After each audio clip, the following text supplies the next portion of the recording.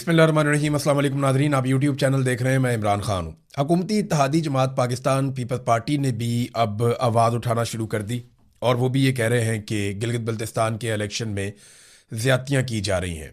देखें, वो चीज़ों को रिकॉर्ड पे रखना चाहते हैं। मैंने इससे पहले आपको दिखाया था और ये आप दोबारा देख लीजिए तस्वीर। ये जब गिलगित बल्तिस्तान का इलेक्शन हुआ था इमरान खान साहब के दौरे हुकूमत में, तो पाकिस्तान पीपल्स पार्टी और PMLN को कितनी आज़ादी थी। आप ज़रा इसको देख लीजिए। कुछ टाउट्स बैठे हुए हैं टीवी चैनल्स के ऊपर और वो इमरान खान साहब के बोगस में मुब्तला कुछ सहाफ़ी भी हैं। वो बेचारे ये कहते रहते हैं कि इमरान खान साहब के दौर में इमरान खान साहब को फ्री हैंड था और पीपल्स पार्टी और PMLN जो है वो बंधे हुए थे, तो वही कुछ आज हो रहा है, कुछ भी तब्दील नहीं हुआ। वो इस तरह के आपको कहानियाँ और ऐसे चूरन आपको बेचते हैं।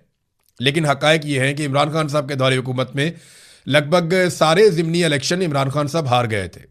अगर वो अपनी ताकत इस्तेमाल करते या हुकूमती वसाइल इस्तेमाल करते या एस्टेब्लिशमेंट के साथ मिलकर दो नंबरी करते तो इमरान खान साहब वो ज़िमनी इलेक्शन जीत सकते थे। लेकिन इमरान खान साहब ने ज़िमनी इंतखाबात पे असरअंदाज होने की कोशिश नहीं की, ना ही वो गिलगित बल्तिस्तान और कश्मीर के जो इंतखाबात हैं उसके ऊपर असरअंदाज हुए। नॉर्मली वहाँ पे हुकूमतें जीत जाती हैं, लेकिन अब मिलिट्री एस्टेब्लिशमेंट की बेजा मुदाखलत की वजह से इस इलेक्शन में सूरत हाल थोड़ी सी मुख्तलिफ है। ये गिलगित बल्तिस्तान में जब पिछली मरतबा इलेक्शन हुए इमरान खान साहब के दौरे हुकूमत में, तो मरियम नवाज और बिलावल देखें कैसे कुल्ले फिर रहे थे। वहाँ पे फैंसी ड्रेस शो चल रहा था, फुल इंजॉयमेंट चल रही थी, पूरा प्रोटोकॉल मिल रहा था। लेकिन आज पाकिस्तान तहरीक इंसाफ के साथ क्या हो रहा है, ये जो सहाफ़ी, दानश्वर या टाउट्स, ये जो लोग भी इसको एक साथ दिखाने की कोशिश करते हैं ना कि जनाब जो पीपल्स पार्टी और PMLN के साथ हुआ वही आज PTI के साथ हो रहा है गिलगित बल्तिस्तान के इलेक्शन में या कश्मीर के इलेक्शन में, ये आपको धोखा दे रहे हैं और ये मुनाफकत कर रहे हैं। ऐसा नहीं था। कम से कम कंपेन करने की इजाज़त थी, जाने आने की इजाज़त थी, रास्ते खुले हुए थे, वो अपनी तकरीर कर सकते थे, अपने झंडे उठा सकते थे, वो अपना काम कर सकते थे। जो उनकी पॉलिटिक्स है उन्होंने अपने मुताबिक की। लेकिन इमरान खान साहब की पार्टी को उन सारी चीज़ों की भी इजाज़त नहीं है। मैं फिर आपको याद दिलाऊं कि इमरान खान साहब अपने दौरे हुकूमत में तमाम ज़िमनी इंतखाबात हार रहे थे और वो अगर असरअंदाज होते तो उन ज़िमनी इंतखाबात को जीतना किसी भी हुकूमत के लिए कोई मुश्किल काम नहीं होता। आजकल आप देख भी रहे हैं कि इंतहाई गैर मकबूल होने के बावजूद मौजूदा हुक्मरान अपने ज़िमनी इंतखाबात में कैसे फार्म 47 हासिल कर लेते हैं। अब पीपल्स पार्टी भी बोलना शुरू हो गई। उन्होंने कहा जी जो पंजाब पुलिस तैनात की गई है गिलगित बल्तिस्तान के इलेक्शन में, इससे मकामी लोगों को तहफ़्फ़ुज़ात हैं। वो ये सोचने पे मजबूर है कि हमारे साथ ज़्यादती क्यों हो रही है और हमारा हक क्यों छीना जा रहा है। लोग सवालात उठा रहे हैं। फिर वफाकी वज़रा, MNA, सेनेटर्स वो वहाँ कंपेन्स चला रहे हैं, वहाँ पे NOCs जारी किए जा रहे हैं, जो एडिशनल ROs हैं वो तब्दील किए जा रहे हैं। इलेक्शन शेड्यूल जारी होने के बावजूद वोटर लिस्टें तब्दील की जा रही हैं। नदीम अफजल चंद साहब ने भी इसके बारे में बातें की और लोग भी कर रहे हैं अब कि वोटर लिस्टें तो तब्दील होती नहीं है इलेक्शन शेड्यूल जारी होने के बाद, लेकिन इलेक्शन शेड्यूल जारी होने के बावजूद वोटर लिस्टें तब्दील कर दी गई। और सबसे बड़ा सवाल यह पैदा होता है कि क्या गिलगित बल्तिस्तान में जो इंतखाबात होने जा रहे हैं वो फ्री एंड फेयर इलेक्शंस हैं। तो आज पूरे पाकिस्तान में आप जिससे मर्जी पूछ लें, गिलगित बल्तिस्तान में इस मरतबा होने वाले इंतखाबात फ्री एंड फेयर नहीं है। पाकिस्तान की एस्टेब्लिशमेंट ने दो जमातों के लिए ग्राउंड बनाई है, नवाज शरीफ और जरदारी। इन दोनों की पार्टियों को मौका दिया इलेक्शन लड़ने का और इनके बीच में ही वो हुकूमत की बंदरबांट करने वाले हैं। आखिरी जो रुकावट है इनके रास्ते में वो वोटर है, अवाम है। उस रुकावट को दूर करने की कोशिश कर रहे हैं। इंतखाबी निशान तक बार बार तब्दील किए जा रहे हैं। यहाँ पे एक उम्मीदवार है और उन्होंने, वो बेचारे बता रहे हैं जिला गदर से, वो ये बताते हैं नवाज खान नाजी, वो ये कहते हैं जनाब के पहले एक निशान दिया फिर दूसरा निशान। इस तरह की शिकायतें आ रही हैं और भी लोग बेचारे करते रहते हैं ऐसी शिकायतें। इससे मिलती जुलती बहुत शिकायतें इलेक्शन कमीशन की जानिब से आ रही हैं। तो जनाब वो कहते हैं पहले एक इंतखाबी निशान दिया फिर तब्दील कर दिया, अब दोबारा तब्दील कर रहे हैं। तो वो बिल्कुल इलेक्शन सर पे है। एक उम्मीदवार को वो इतने लंबे चौड़े दूर दराज के इलाके हैं वहाँ पे जाकर एक लोगों को बताना कि ये मेरा निशान है, वहाँ से आप अगले इलाके में चले जाते हैं। अब आप वापस जाके बार बार तो नहीं बता सकते ये मेरा निशान है। वो गरीब लोग हैं, वहाँ पे कंपेन भी वैसे नहीं होती, तो लोग गलत निशान के ऊपर अपना ठप्पा लगा देंगे तो वो तो ये गलती हो जाएगी। बहरहाल इस किस्म की चीज़ें वहाँ पे बिल्कुल नॉर्मलाइज कर दी गई हैं और ये तस्वीरें आप देखते रहें और याद रखें कि इमरान खान साहब के दौर में खुली आज़ादी थी बिलावल को और मरियम को, और इन्होंने शानदार कंपेन की थी पूरे प्रोटोकॉल के साथ।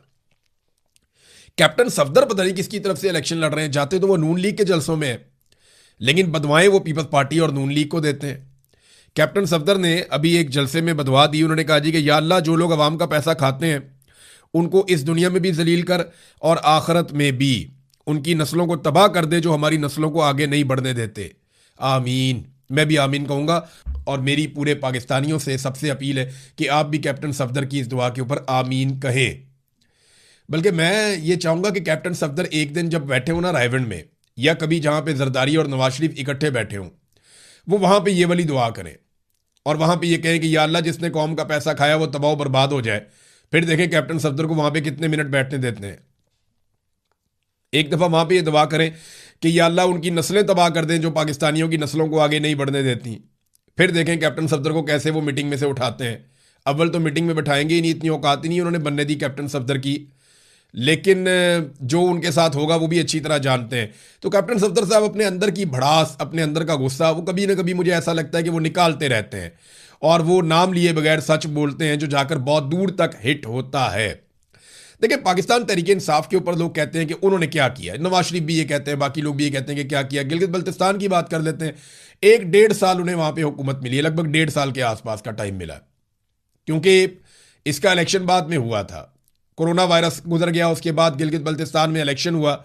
जब जीबी में इलेक्शन हुआ उसके बाद तो इमरान खान साहब 1-1.5 साल भी नहीं रहे, बहुत थोड़ा सा टाइम उनको मिला वहां पे। उसके बाद एक ऐसा वक्त शुरू हो गया जिसमें कोई काम ही नहीं हो पा रहा था, पूरी की पूरी एस्टेब्लिशमेंट खिलाफ हो गई थी, फंड रोक दिए गए थे, वजीर आला को, वहां का जो वजीर आला था खालिद खुर्शीद, उसको दीवार के साथ लगाया जा रहा था। लेकिन जब तक इमरान खान साहब थे उनको थोड़ा सा वक्त मिला तो उसमें उन्होंने स्कर्दू एयरपोर्ट को इंटरनेशनल फ्लाइट के लिए खुलवाया, उसको अपग्रेड किया।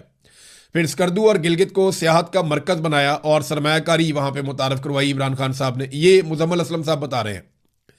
फिर कहते हैं बिलियन ट्री सुनामी का मरकज और माहौलियात पर वहां बहुत काम किया इमरान खान साहब के दौर में। फिर वहां पे सेहत कार्ड दिया गया जो एक बहुत बड़ी अचीवमेंट थी पाकिस्तान तहरीक इंसाफ की है इमरान खान साहब की। फिर बादशाह डैम पर तेजी से काम किया गया और लोगों को लैंड सेटलमेंट की अदायगियां भी की गई। और ये काम रजीम चेंज ऑपरेशन यानी इमरान खान साहब जब तक हुकूमत में थे तब तक इमरान खान साहब ने किए। अब उसके बाद से लोग पता कर लेना कि मार्च 2022 के बाद से लेकर अब तक गिलगित बल्तिस्तान के लोगों को क्या मिला। मुझे नहीं लगता कि गिलगित बल्तिस्तान के लोगों को कुछ मिला।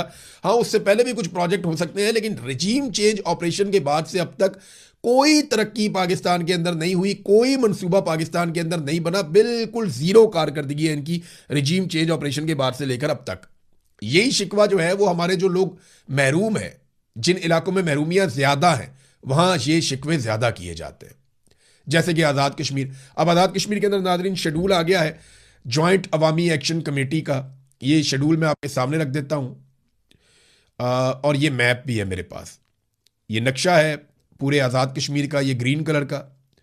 इसके उस तरफ जो है वो मकबूजा कश्मीर है और इस तरफ जो है वो पाकिस्तान आपको दिखाई दे रहा है, जहाँ पे इस्लामाबाद लिखा हुआ है, और जहाँ श्रीनगर लिखा हुआ है वहाँ मकबूजा कश्मीर है। तो ये थोड़ा सा हिस्सा आज़ाद कश्मीर का हमारे पास मौजूद है और एक बारीक पट्टी है ये सिर्फ। तो इतना ही हम ले पाए इतने सालों में। तो अब यहाँ पे आप नक्शा देखें तो नीचे से ऊपर की तरफ आप जाएं तो नीचे भिम्बर है, उसके बाद मीरपुर है, फिर ऊपर कोटली आ जाता है। कोटली के बाद आप मजीद ऊपर जाएं तो रावलाकोट, बाग और फिर मुजफ्फराबाद। तो इसी नक्शे के हिसाब से मैप बनाया गया है अवामी एहतजाज का, लॉन्ग मार्च का, जो 9 जून को होने जा रहा है। उसका शेड्यूल जारी किया गया। 9 जून को भिम्बर और मीरपुर से लॉन्ग मार्च का आगाज होगा। काफिले कोटली पहुंचेंगे और काफी लेट पहुंचेंगे और वहां पे फिर उनका पड़ाव होगा। 10 जून को पूरा कोटली का जो जिला है, मीरपुर डिवीजन रावलाकोट की तरफ आएंगे। ये सारे नीचे से जो बढ़ते हुए आ रहे हैं ये इकट्ठे होंगे, यहां से मजीद लोग शामिल होंगे और ये रावलाकोट की तरफ आएंगे। फिर पुंछ डिवीजन, हमारे पुंछ डिवीजन के काफिले बाग और हल्का मुजाहिदाबाद को छोड़कर रास्ते में मिलेंगे, यानी वो यहां पे आके शामिल हो जाएंगे। फिर रावलाकोट आमद, यहां पे वो ये बताते हैं, ये सरदार उमर नजीर साहब ने जारी की है ये इंफॉर्मेशन। वो कहते हैं पूरा पुंछ डिवीजन के तमाम काफिले रावलाकोट पहुंचेंगे और रावलाकोट में ये सारा का सारा मजमा इकट्ठा हो जाएगा। ज्वाइंट अवामी एक्शन कमेटी जो है उसके लोग आकर इकट्ठे हो जाएंगे रावलाकोट में और रावलाकोट से मीरपुर डिवीजन, पुंछ डिवीजन, ये सारे इकट्ठे होकर आगे का रुख करेंगे और एक साथ मुजफ्फराबाद की तरफ बढ़ेंगे। बाकी एरिया से जो काफिले हैं वो भी आएंगे। तो ये एक मोटी मोटी हिकमत अमली है जो आज़ाद कश्मीर में होने जा रही है। और मसला सबसे मेन यही है कि आज़ाद कश्मीर के लोगों को ये लगता है कि उनका हक मारा जाता है, हर मरतबा उनके ऊपर कठपुतली हुकूमत मुसल्लत की जाती है। होता यह है कि 12 सीटें आज़ाद कश्मीर से बाहर पाकिस्तान में रख दी गई हैं। मुहाजिरीन के नाम पे उन सीटों पे इलेक्शन करवाया जाता है और उन सीटों पे अपने मनपसंद कठपुतलियां बिठा दी जाती हैं। उन कठपुतलियों के जरिए से आज़ाद कश्मीर की हुकूमत बनाई जाती है। यानी 12 सीटें बाहर से आ जाए ना तो 20% से 25% काम हो जाता है। बाकी अगर आप 75% हार भी जाएं आज़ाद कश्मीर में तो आप 25% सीटें लेकर भी हुकूमत बनाने के काबिल हो जाते हैं। मोटी मोटी बात यह है। तो बाहर से सीटें ली जाती हैं, अंदर से धांधली की जाती है और 2 नंबरी करके हमेशा मिलिट्री एस्टेब्लिशमेंट इस काबिल होती है कि अपनी हुकूमत बना ले। अब आज़ाद कश्मीर के लोग इस बात से नाराज हैं। वो ये कहते हैं जी अगर आज़ाद कश्मीर के अंदर हुकूमत बननी है और आज़ाद कश्मीर के हवाले से फैसले होने हैं तो वो फैसले सिर्फ और सिर्फ आज़ाद कश्मीर के शहरी करेंगे। हाँ, अगर आपने कोई सिंबॉलिकली कोई सीटें रखनी है तो आप इलेक्शन लड़वाएं, सीटें बनाएं, लेकिन आज़ाद कश्मीर की हुकूमत बनने में या गिरने में इन बाहर वालों का वोट काउंट नहीं होना चाहिए। देखिए, वो आप मकबूजा कश्मीर के खाते में बना रहे हैं ना, तो वो फॉरेन पॉलिसी के ऊपर बात करें, वो इंसानी हुकूक के ऊपर बात करें, उनको वजारतें भी इसी नौयत की दी जाएं। लेकिन बाहर से एक बंदा लाकर बिठाया जाता है और वो आज़ाद कश्मीर में पानी के मामलात, बिजली के मामलात पे बैठ जाता है, वो आकर मादनियात के मामलात पे बैठ जाता है, वसाइल के मामलात पे बैठ जाता है, दाखिला और खारजा के मामलात के ऊपर बैठ जाता है। वो बाहर से आया, उसका क्या ताल्लुक है आज़ाद कश्मीर के साथ?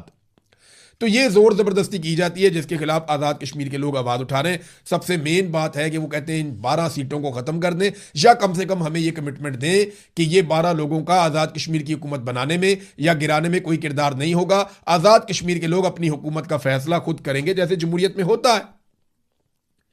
नाज़रीन, पाकिस्तान का जो है वो बजट तैयार हो रहा है और इसमें जो चीज़ें सामने आ रही हैं वो बड़ी खौफनाक है। आज मैं बात करता हूँ थोड़ा आईटी के बारे में और सोशल मीडिया के बारे में। यहाँ पे भी टैक्सेस लगाने का फैसला किया जा रहा है और इसमें जो क्रिप्टो ट्रेडिंग है उसके ऊपर 15 से 30% तक कैपिटल गेन टैक्स आयद होने का इम्कान है। देखिए, सोशल मीडिया के ऊपर ये टैक्स लगाएंगे उसकी आमदन के ऊपर और टैक्स को बहुत बढ़ाएंगे। मुझे पता है इनको ये करना पड़ेगा। साथ ही साथ आईटी के ऊपर ये टैक्सेस बढ़ाने जा रहे हैं। आईटी का शोबा पाकिस्तान का पहले ही जवाल का शिकार है। इंडिया जो है वो सैकड़ों अरब कमाता है, डॉलर्स में बता रहा हूं मैं आपको, वो इतना पैसा कमाता है आईटी के शोबे में, पूरी दुनिया से वो माल लपेट के ले जाता है। पाकिस्तान नहीं कर पाता, बदकिस्मती है पाकिस्तान की। और पाकिस्तान अगर थोड़ा बहुत कर रहा है तो अब ये बहुत बड़े बड़े टैक्सेस लगा के पाकिस्तान को इस शोबे में पीछे धकेलने वाले हैं।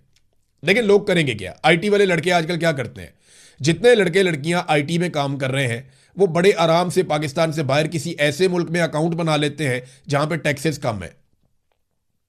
देखें ना, जब आप पाकिस्तान के अंदर बड़े इनसेन किस्म के, अजीबोगरीब, बहुत ह्यूज किस्म के आप टैक्सेस लगा देंगे तो पाकिस्तान में तो नौजवान इस वक्त रहना भी नहीं चाहते। जो आपने पाकिस्तान की हालत कर दी है, अमन अमान वहां पे नहीं है, सहूलियात वहां पे नहीं है, बुनियादी इंसानी हकूक वहां पे नहीं है। फिर लोगों को आपने डराया और धमकाया हुआ है, एक जेल के अंदर लगभग आपने कन्वर्ट कर दिया एक कंट्री को। तो नौजवान पाकिस्तान में रहना नहीं चाहता, उसे घबराहट होती है पाकिस्तान में। तो अब उनके पास बड़ा आसान तरीका यह है कि ऑनलाइन बैंक अकाउंट्स बन जाते हैं पूरी दुनिया में। आप अमेरिका में बना लें, यूरोप में बना लें, गल्फ में बना लें और बहुत सारे और ऐसे हेवन्स हैं, ऐसी जगह जहां पे नौजवान बड़े आराम से अपने अकाउंट्स बना लेते हैं ऑनलाइन। अब उनकी पेमेंट उन अकाउंटों में आती है बजाय इसके कि वो पेमेंट पाकिस्तान में आए। पाकिस्तान में भी वो काम करते हैं तो वीपीएन लगा के काम करते हैं। यहां तो इंटरनेट की फैसिलिटी भी उनको बेचारों को बड़ी मुश्किल से मिलती है। तो वो जितनी उनकी इनकम होती है बजाय कि वो सारी इनकम पाकिस्तान में आए, वो इनकम ऐसे मुल्कों में जाती है जहां पे टैक्सेस मुनासिब है।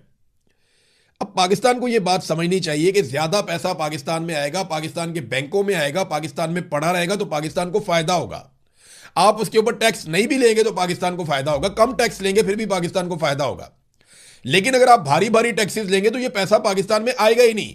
लोगों के पास दूसरा ऑप्शन है, वो पैसा पाकिस्तान से बाहर कहीं रख लेंगे और अपनी जरूरत का थोड़ा बहुत पैसा पाकिस्तान में मंगा लिया करेंगे। फिर आप क्या करेंगे? और इसी वजह से हुंडी का कारोबार जो है वो तरक्की पाता है। बाहर से लोग पैसा पाकिस्तान में हुंडियां कर करके मंगाते हैं, वो टैक्स बचाते हैं अपना। तो पाकिस्तान की हुकूमत को समझ नहीं आ रही कि आगे बढ़ना कैसे है। ये जो फॉर्मूला है ना, ये सादा सादा आप समझ लें फौजी टाइप का फॉर्मूला है कि जनाब लोगों को दबाओ, लोगों से टैक्सेस निकालो, लोगों को डंडे मारो, लोगों को गोलियां मारो, लोगों को काबू करो, लोगों को बूटों के नीचे दबा के रखो। इससे मुल्क नहीं चलते। मुल्क पॉलिसी के साथ चलते हैं। आप लोगों को सहूलियात देते हैं, आप लोगों को फैसिलिटेट करते हैं, फिर लोग पैसा पाकिस्तान में लेकर आते हैं, अपने मुल्क के अंदर लेकर आते हैं। वो पैसा मुल्क के आगे बढ़ने की वजह बनता है। आप टैक्सेस ले रहे हैं या आप ले रहे हैं उधार, पूरी दुनिया से उधार ले लेकर तबाही फेर दी है। बहरहाल जो पैसा आ रहा है उसको भी ऐसा लगता है लात मारने जा रहे हैं।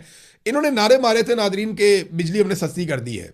आप सुने ना वफाकी वजीर को, जो तवानाई के हैं, जिन्हें आजकल अवार्ड भी मिल रहे हैं, वो दावा करते हैं बार बार जनाब कि हमने बिजली सस्ती कर दी, पिछले साल की निस्बत सस्ती है। लेकिन ये सरकारी आदादोशुमार है, सनाउल्लाह खान साहब ने भी शेयर किए हैं, बड़े अच्छे जर्नलिस्ट हैं।